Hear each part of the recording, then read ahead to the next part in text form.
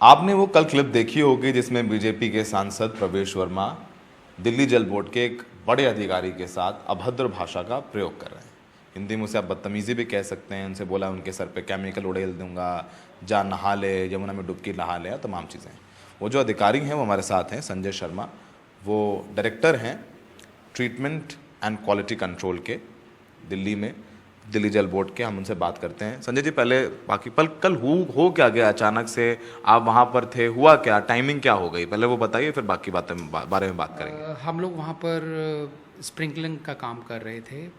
As an in charge मैं responsible हूँ कि कुछ ऊपर नीचे नहीं होना चाहिए, तो मैं वहाँ स्टेशन था, अपनी देख रेख में सारा काम करा रहा था।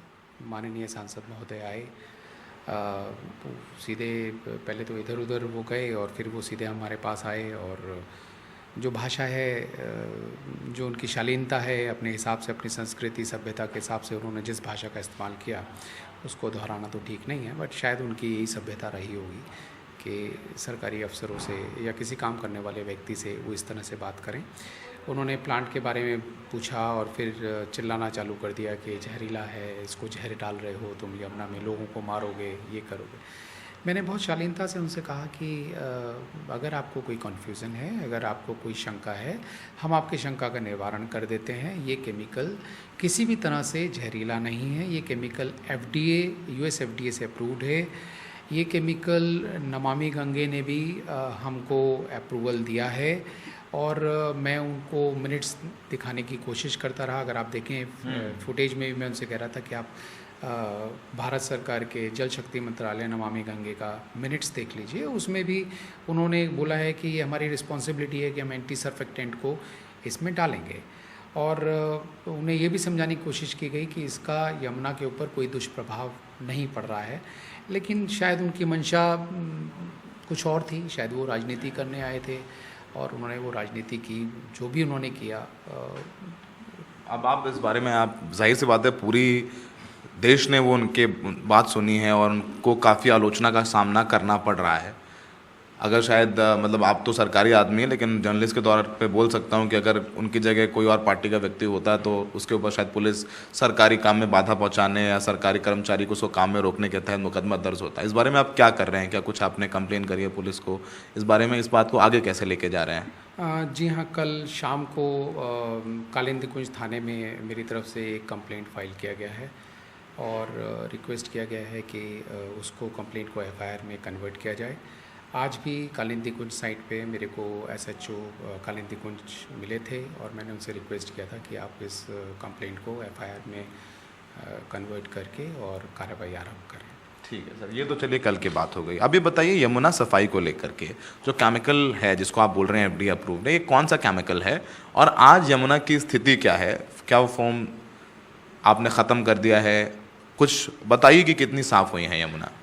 देखिए, ये जो केमिकल है ये सिलिकोहेक्सेन केमिकल है। पॉलीप्रोपाइलीन पॉलीऑक्सी प्रोपाइलीन ग्रुप का केमिकल है, FDA अप्रूव्ड है। और हम लोगों ने इसका सिलेक्शन करते वक्त ये पूरा ध्यान रखा था कि ये जो केमिकल है इसका रिवर इकोलॉजी पे कोई इफ़ेक्ट नहीं पड़ना चाहिए, इसका ह्यूमन बींग पे कोई इफ़ेक्ट नहीं पड़ना चाहिए, ये इको फ्रेंडली केमिकल होना चाहिए। और हमको भारत सरकार के जल शक्ति मंत्रालय से भी इसी तरह के इंस्ट्रक्शंस थे कि हम एंटी फोमिंग केमिकल का इस्तेमाल करें। उसका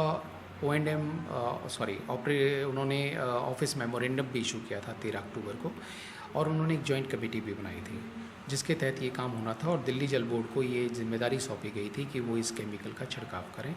उसी के अकॉर्डिंग हमने इस केमिकल का छिड़काव किया है।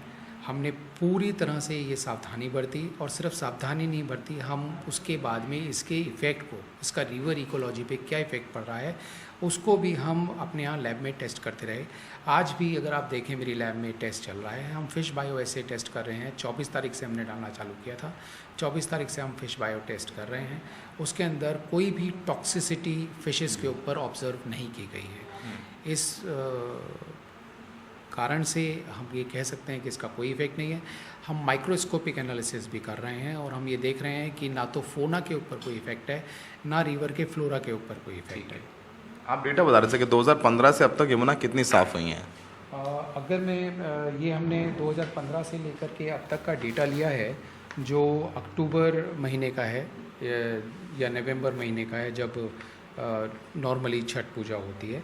तो यदि मैं देखूँ, ये 25 अक्टूबर का डेटा है, और 25 अक्टूबर को यदि मैं देख रहा हूँ तो हमारा बीओडी जो है वो तकरीबन 12 है, हमारा सीओडी 50 है, 50 मिलीग्राम पर लीटर।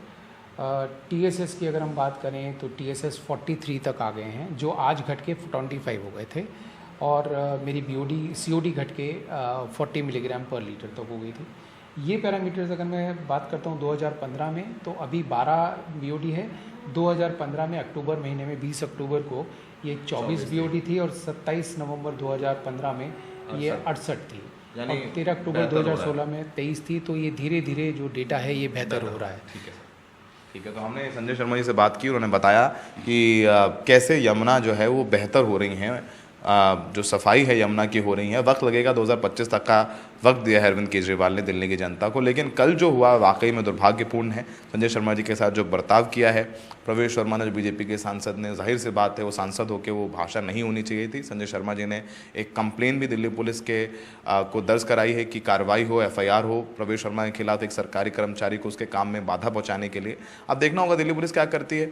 और जो केमिकल का छिड़काव हो रहा है वो भी एफडीए अप्रूव्ड है, वो कोई जहर नहीं डाला जा रहा है। ये भी जनता को हम इस इंटरव्यू के माध्यम से संकेत दे रहे हैं। सहयोगी मोहम्मद मुसलिन के साथ दिल्ली में सौरभ शुक्ला, एनडीटीवी इंडिया।